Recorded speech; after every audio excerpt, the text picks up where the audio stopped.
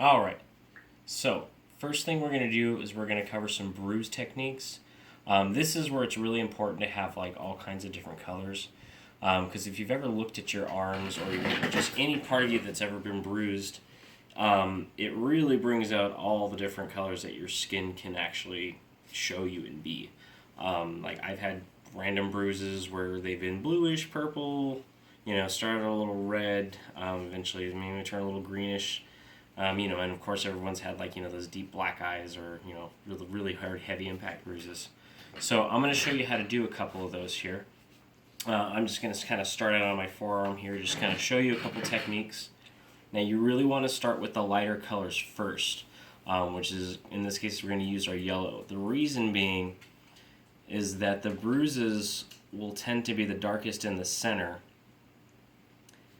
and they'll always have that kind of little bit of a ring on the outside.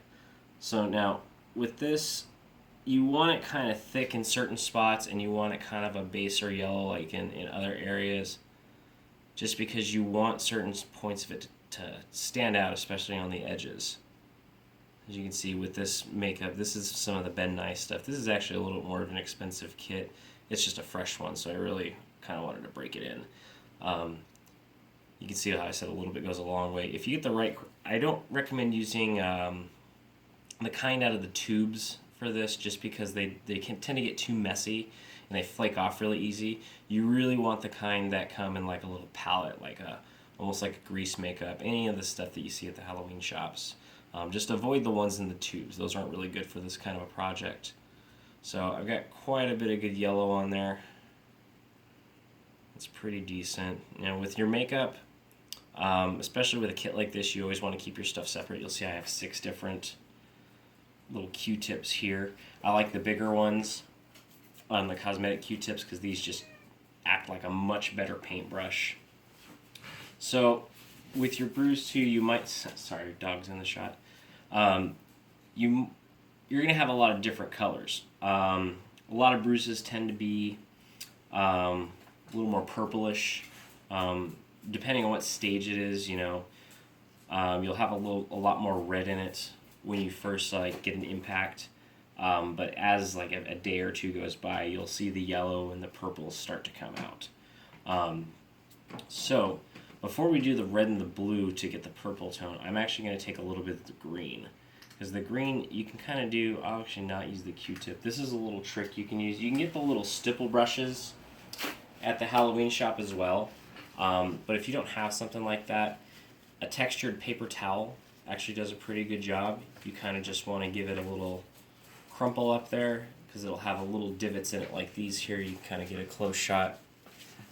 You'll see there's little divots and circles in there that'll help give you a little bit of texture in your makeup, which is really nice when you're doing this, which is called stippling. If you want to actually use the little brush, it's called a stipple, like a stipple pad. They're not very expensive, and sometimes they'll even come in the kits, so it makes it a little handy.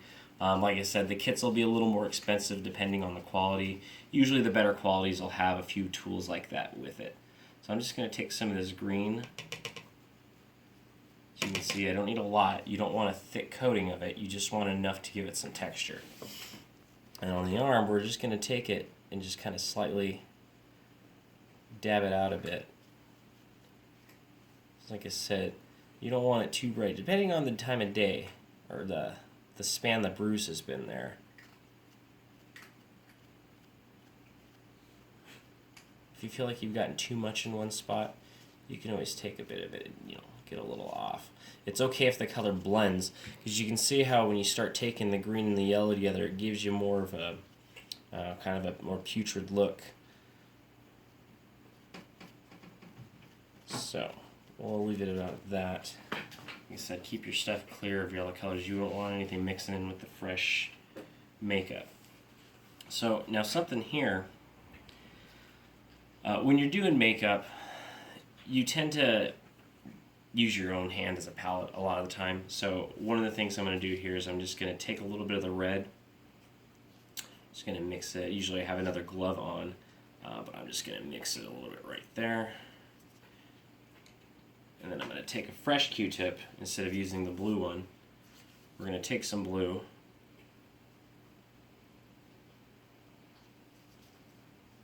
And we're going to mix that in there to give it a nice dark purple. You can even take a little bit of this black to make it a bit darker and give it a little bit more of a plum look. That's actually a pretty decent color. If you were to do like a black eye, that's the kind of makeup tone you would want. You would want to give it a little bit of a blue-black red combo to get that deep plum color. So before we add that, I'm going to take this red, I'm going to take the back, well, let's use the same end, just like I said, keep your colors separate. This is where you start blending the darker colors into the light. So we'll take a little bit and just kind of give it some red spots. You don't want to do too much, just lightly tapping it because you're going to get a lot on these brushes. So that guy, you might not want to mix back in with it. We'll set it there. That's got enough red on it to where I'm not going to need to dip it back in there anyway. This makeup really doesn't dry out. That's the benefit to not having the stuff out of the tubes, is this stuff is more of like a grease base. So as long as you don't leave it sitting out in like the sun, it won't really dry out on it. You always want to keep it in a nice cool place. I like to keep it in plastic bags to help keep them separate from other materials, and I also like to keep them in like a tackle box. That way it's nice and compact. That way nothing really moves around on you. You can keep stuff upright. Just hope that, you know, no one or no animals knock over your tackle box. So we're going to go back to the purple. We're going to get that brush loaded up really good. And with this, we're going to be taking it, and we're really going to be going over a lot of that stuff that we just did. So with this, you want to take it and just lightly press and pull up. And what you're going to do is you're going to go over those little red spots we did, and it's going to give little pigment jump outs where it kind of looks like the blood vessels have rushed to the surface. If you've ever gotten like super itchy or like a mosquito bite or anything like that, you'll notice how like when the blood starts rushing up, you get those little red dots when you scratch. So you can kind of turn the Q-tip a little bit to give it a more blending effect and have it fade in. Now, with something like this, you'll see how as you go through with that, you want to take it all the way to the edge to where there's just a bit of that yellow and green left.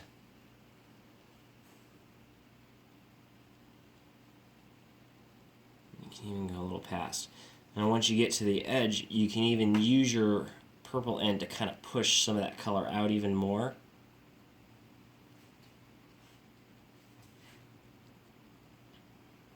And it'll just help blend with it.